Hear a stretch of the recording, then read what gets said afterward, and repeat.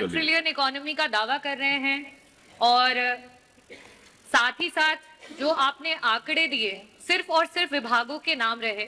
उनको तथ्यों की जानकारी होनी चाहिए कि उत्तर प्रदेश ने $1 ट्रिलियन की इकोनॉमी बनाने के लक्ष्य को रखा है और भारत 3 नहीं बल्कि $5 ट्रिलियन की इकोनॉमी बनने के दिशा में अग्रसर हुआ है। कहीं पे भी आपके उत्तर में ये नहीं आया कि 2023-24 से 2024-25 में हमने इन विभागों में कितनी इंप्रूवमेंट लेकर के आए हैं कि हम 2029 तक 1 ट्रिलियन इकोनॉमी पहुंच जाए। आज मिडिल क्लास की पॉकेट 25% से आकर के जीएसडीपी का 5% पे आ चुकी है। उन परिवारों के लिए सरकार अपने ग्रोथ रेट में कैसे काम कर रही है? आपकी पीड़ा को मैं समझ सकता हूं, क्योंकि जो आपके नेता बोलते हैं कि भारत कभी विकसित देश नहीं बन सकता, तो आप तो उनका अनुसरण करेंगे ही करेंगे। नेता सदन से मैं अनुपूरक पूछना चाहूंगी। अनुपूरक नहीं, मुझे रिक्वेस्ट कर 1 ट्रिलियन इकोनॉमी का दावा कर रहे हैं और साथ ही साथ जो आपने आंकड़े दिए सिर्फ और सिर्फ विभागों के नाम रहे। नेता सदन, मैं आपसे अनुरोध करना चाहूंगी कि मेरा प्रश्न भी यही था और मैं उसे अनुपूरक के रूप में वापस से आपके सामने लाना चाहूंगी कि जिन जिन विभागों, जिसमें कि मैंने जो खुद जानकारी ली है, एग्रीकल्चरल डिपार्टमेंट, एम्प्लॉयमेंट और सर्विसेज के लिए और इंडस्ट्रीज, इन डिपार्टमेंट्स का सबसे ज्यादा योगदान होना चाहिए हमारे अर्थव्यवस्था को 1 ट्रिलियन इकोनॉमी में ले जाने के लिए। और आज वर्तमान की स्थिति में ये सब अपने अपनी जगह से 4-4 टाइम्स जब ज्यादा काम करेंगे, ज्यादा ग्रोथ को देंगे, तब जाकर के हम वहां तक पहुंच पाएंगे।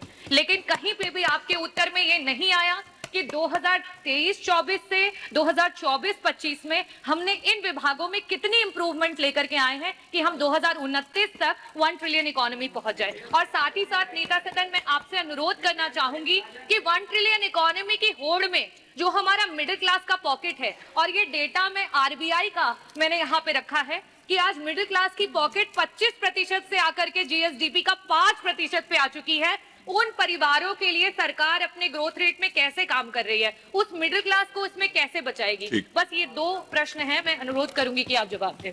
मुझे लगता है उनको तथ्यों की जानकारी होनी चाहिए कि उत्तर प्रदेश ने $1 ट्रिलियन की इकोनॉमी बनाने के लक्ष्य को रखा है और भारत 3 नहीं बल्कि $5 ट्रिलियन की इकोनॉमी बनने के दिशा में अग्रसर हुआ है। आपकी पीड़ा को मैं समझ सकता हूं, क्योंकि जो आपके नेता बोलते हैं कि भारत कभी विकसित देश नहीं बन सकता, तो आप तो उनका अनुसरण करेंगे ही करेंगे कि उत्तर प्रदेश कभी $1 ट्रिलियन की इकोनॉमी नहीं बन सकता। ये वक्तव्य आपका अपनी पार्टी के अनुसार, समाजवादी पार्टी की मंशा के अनुरूप उपयुक्त ही है। लेकिन भारत आज दुनिया की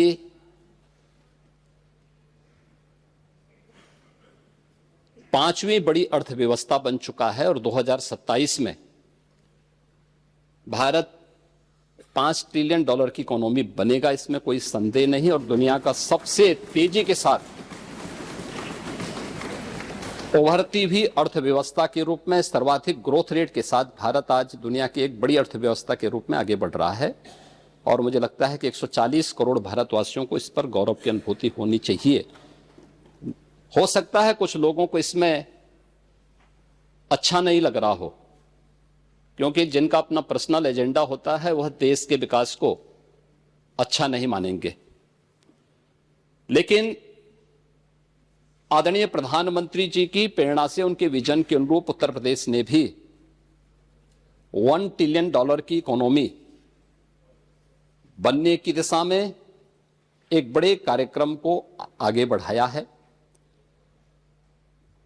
हमने 2022 से इसके लिए एक व्यवस्थित कार्य योजना को आगे बढ़ाया है और उसके अनुरूप सरकार ने अपने कार्यक्रम को तेजी के साथ 10 सेक्टर में हमने इन कार्यक्रमों को आगे बढ़ाया है। और मुझे लगता है कि आपके जो उत्तर आपको यहां से भेजा गया होगा उसमें विस्तृत रूप से दिया गया है कि 10 सेक्टर जो बनाए गए हैं, हर सेक्टर में कोई ना कोई अपर मुख्य सचिव या प्रमुख सचिव स्तर का अधिकारी उसकी नियमित मॉनिटरिंग करता है।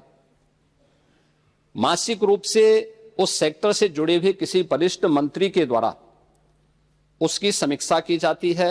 उसके कुछ सुनिश्चित पैरामीटर और इंडिकेटर्स तय किए गए हैं, उनको अचीव करने के लिए और सीएम डैशबोर्ड के माध्यम से मासिक रूप से इसकी समीक्षा होती है। हर तीसरे महीने मैं स्वयं भी इसकी समीक्षा करता हूं और मुझे बताते हुए प्रसन्नता है कि पिछले 3 वर्ष के अंदर जो हमने टारगेट तय किए थे, हमने उसको सफलतापूर्वक प्राप्त किया है।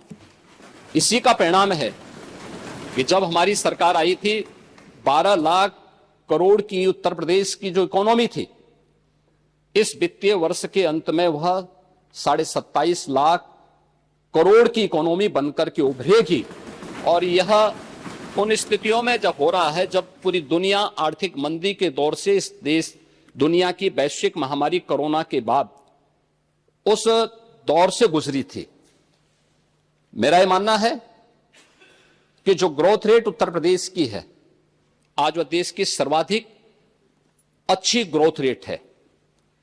हमने जो 10 सेक्टर बनाए हैं, उस सेक्टर में अवस्थापना और औद्योगिक विकास का एक सेक्टर है, जिसमें अवस्थापना और औद्योगिक विकास का भी है, एमएसएमई भी है, इसके अलावा हथकरघा और वस्त्र उद्योग भी है, आईटी एंड इलेक्ट्रॉनिक्स भी है,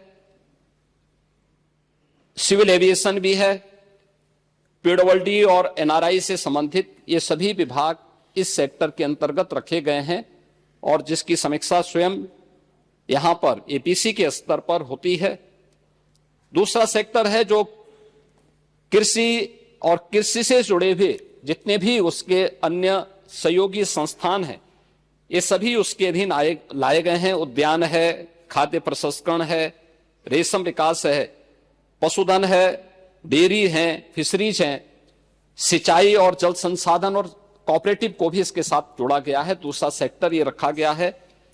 तीसरा सेक्टर सामाजिक सुरक्षा से जुड़ा हुआ है, जिसमें समाज कल्याण विभाग से जुड़ा हुआ जो जितना भी सोशल सेक्टर से जुड़े हुए जितने भी विभाग हैं, उन सबको इसके साथ जोड़ा गया है। चौथा विभाग नगरीय विकास से जुड़ा हुआ है, जिसमें आवास और शहरी विकास का भी है, रोजगार और गरीबी उन्मूलन का भी है, वन, पर्यावरण और जलवायु परिवर्तन से जुड़े हुए क्षेत्र को भी, इन सभी को इस सेक्टर के साथ जोड़ा गया है। और पांचवां ग्राम्य विकास से जुड़ा हुआ है, जिसमें ग्राम्य विकास, पंचायती राज, ग्रामीण अभियंत्रण सेवा, नमामि गंगे और ग्रामीण जलापूर्ति, तार राजस्व, इन सभी विभागों को इसके साथ जोड़ा गया है।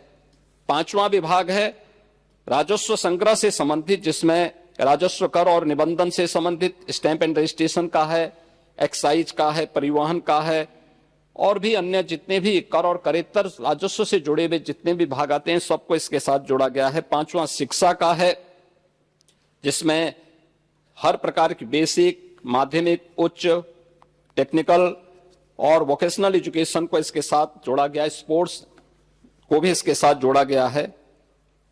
आठवां जो सेक्टर है वह विविध क्षेत्र में है, गृह विभाग, गृह है, कारागार है, इसमें अन्य जितने भी विभाग आते हैं इन सबको इसके साथ जोड़ा गया है। नौवां विभाग है चिकित्सा स्वास्थ्य का, जिसमें चिकित्सा स्वास्थ्य का है, परिवार कल्याण का है, मेडिकल एजुकेशन है, आयुष का है, महिला और बाल विकास का है। और 10वां सेक्टर है जो सर्विस सेक्टर है, टूरिज्म का है। इन सभी को इसके साथ जोड़ करके एक व्यवस्थित कार्य योजना को आगे बढ़ाने का कार्य किया गया है। हम सबको इस पर गौरव की अनुभूति करनी चाहिए कि प्रधानमंत्री मोदी जी के नेतृत्व में 10 वर्ष में इस देश ने 25 करोड़ लोगों को गरीबी रेखा से उभारने में सफलता प्राप्त की है। और पिछले 8 वर्ष में हमारी सरकार ने 6 करोड़ से अधिक लोगों को गरीबी रेखा से ऊपर उठाने में सफलता प्राप्त की है। ये चीजें दिखाती हैं कि हर एक सेक्टर में बदलाव हुआ है और उन्हीं को ध्यान में रख करके उत्तर प्रदेश के इस पोटेंशियल को आज जिसको देश और दुनिया देख रही है, महाकुंभ के इस आयोजन के साथ हम जोड़ के देख सकते हैं। अकेले महाकुंभ का एक आयोजन उत्तर प्रदेश की इकोनॉमी में 3 लाख करोड़ रुपए से अधिक की ग्रोथ करने वाला है।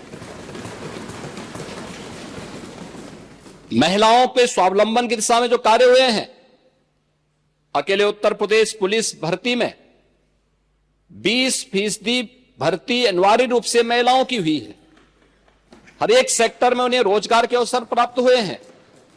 तो यह कहना कि उत्तर प्रदेश कभी इसको अचीव नहीं कर पाएगा, आपकी दुर्भावना हो सकती है, लेकिन सरकार की सद्भावना है कि उत्तर प्रदेश 5 वर्ष में इस टारगेट को अचीव करेगा और 2029 में जिस उत्तर प्रदेश के इस संसाधनों से भरपूर उत्तर प्रदेश को प्रकृति और परमात्मा की कृपा से ओतप्रोत इस उत्तर प्रदेश को, जिसको आप लोगों ने, समाजवादी पार्टी की सरकार ने और विपक्षी दलों की सरकार ने देश के बीमारू राज्यों की श्रेणी में खड़ा कर दिया था, देश की छठी सातवीं अर्थव्यवस्था के रूप में खड़ा किया था, पिछले 8 वर्ष की डबल इंजन सरकार के प्रयास से दूसरी बड़ी अर्थव्यवस्था बना है और 29 में उत्तर प्रदेश $1 ट्रिलियन की इकोनॉमी भी बनेगा और देश की सबसे बड़ी अर्थव्यवस्था भी बनेगा। इस बात के लिए मैं पूरे सदन को आश्वस्त करता हूं।